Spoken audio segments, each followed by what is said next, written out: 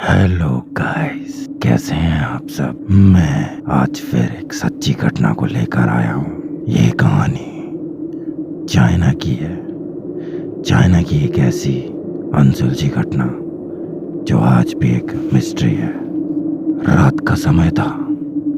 एक बस में उसका ड्राइवर, उसका कंडक्टर और एक बूढ़ी औरत, और उस बूढ़ी औरत के आगे बैठा एक नौजवान लड़का अपने अपने घर जाने के लिए उस बस पर बैठे हुए थे। चाइना में एक ऐसा रूल है कि आपकी बस का जितना रूट है आपको उतना ही फ्यूल मिलेगा, न कम न ज़्यादा। तो इन्हें भी 70 से 80 किलोमीटर का ही फ्यूल मिला। बस का रूट जंगल के बीच से होकर गुजरता है। ये कोई नया रूट नहीं था। डेली की तरह ड्राइवर उसी रूट से जा रहा था। बीच रास्ते में 3 लोग बस को रोकते हैं। ड्राइवर बस को रोकता है और गाड़ी का दरवाज़ा खोलता है। तीनों बस में चढ़ते हैं। उन तीनों आदमी में से एक को 2 लोग ने सहारा देकर बस में चढ़ाया और कंडक्टर ने उन्हें इशारे से पीछे बैठने को कहा। तीनों पीछे की सीट में जाकर बैठ जाते हैं। तीनों ने ही काफ़ी पुराने फैशन के और जगह जगह से फटे कपड़े पहने हुए थे। उन तीनों के चढ़ते ही बूढ़ी औरत की धड़कनें बढ़ जाती हैं। बूढ़ी औरत को शक हो जाता है कि ये तीनों अजीब लोग हैं। बार बार पलटकर उनको रास्ते भर देखती रहती है बूढ़ी औरत, और कुछ देर बाद वो बूढ़ी औरत देखती है उसका पर्स गायब हो गया है। वो सामने बैठे लड़के को बोलती है, तूने मेरा पर्स चोरी किया। कंडक्टर, गाड़ी रोको, मैं इसे पुलिस स्टेशन ले जाऊंगी। नहीं, मैंने नहीं लिया आपका पर्स। मैं तो आपके आगे बैठा हूँ, मैं कैसे ले सकता हूँ आपका पर्स। नहीं, तू नहीं लिया है। आप दोनों गाड़ी रोको और मेरे साथ चलो। जब पुलिस वाले इसकी तलाशी लेंगे तब आप लोग भी देख लेना कि मैं झूठ नहीं बोल रही।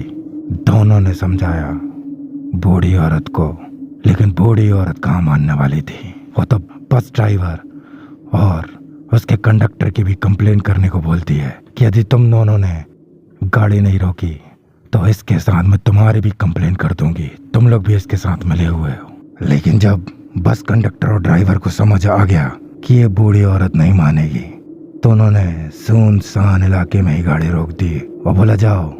बूढ़ी औरत ने काफ़ी कोशिश की कि किसी तरीके से बस कंडक्टर और बस ड्राइवर को अपने साथ ले जाने की, लेकिन वो दोनों नहीं माने और बूढ़ी औरत को नीचे उतरने को कहते हैं।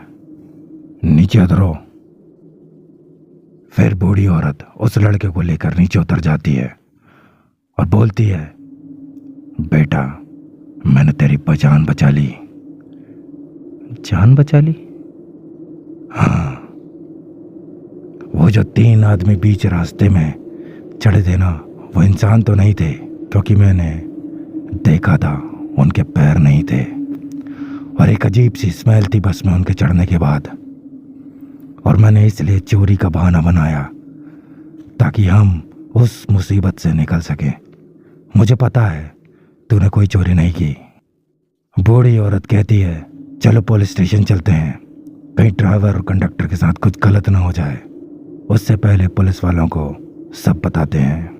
लड़का बूढ़ी औरत की बात को सुनकर हंसता तो है, बट कहीं ना कहीं उन तीनों के बस में चढ़ते ही उसे भी डर लगा था। इसलिए लड़के ने झट से मोबाइल निकाला और पास वाला पुलिस स्टेशन का एड्रेस देखा और दोनों वहां चले गए। पुलिस वालों को बूढ़ी औरत ने सब बताया कि कैसे वो 3 आदमी चढ़े और बूढ़ी औरत को शक हुआ और उस लड़के को चोर बताकर कैसे हम नीचे उतरे। बूढ़ी औरत की बताई बातों को पुलिस वाले नज़रअंदाज कर देते हैं और दोनों को जाने के लिए कहते हैं। काफ़ी समझाने के बाद भी पुलिस नहीं मानती, क्योंकि पुलिस वालों के हिसाब से भूत जैसी कोई चीज़ नहीं होती, और दोनों को खाना खिलाकर घर भिजवा दिया जाता है। अगले दिन पता चलता है एक बस डिपो में आई ही नहीं, न ड्राइवर न कंडक्टर, पूरी बस लापता है। ये बात जब उस पुलिस स्टेशन तक पहुंचती है तो उस बूढ़ी औरत और उस लड़के को बुलाया जाता है कि क्या हुआ था उस रात। बूढ़ी औरत ने फिर से पुरानी बातें रिपीट कर दी। यकीन करना तो मुश्किल था, लेकिन और कोई चारा भी नहीं था। फिर कुछ दिनों बाद लगभग 250 किलोमीटर के पास एक बस पानी में मिलती है। जब उसे पानी से निकाला जाता है, उसमें से 2 बॉडी की पहचान उन्हीं बस कंडक्टर और ड्राइवर के रूप में होती है। लेकिन उसमें जो 3 और बॉडी मिली, वो जांच में पता चला कि वो बॉडी तकरीबन 100 साल पुरानी है। अब ये फिर चौंकाने वाली बात थी। एक बात और थी कि जब 70 से 80 किलोमीटर का फ्यूल ही बस में था, तो बस 250 किलोमीटर के पास कैसे मिली? तब बस का फ्यूल टैंक खोल कर देखा गया तो उसमें खून था। ये मिस्ट्री आज भी एक अनसुलझी मिस्ट्री है, जो कि चाइना के पुलिस स्टेशन दफ्तरों में दर्ज है। इसके बारे में कई आर्टिकल्स भी हैं, आप चाहें तो गूगल कर सकते हैं।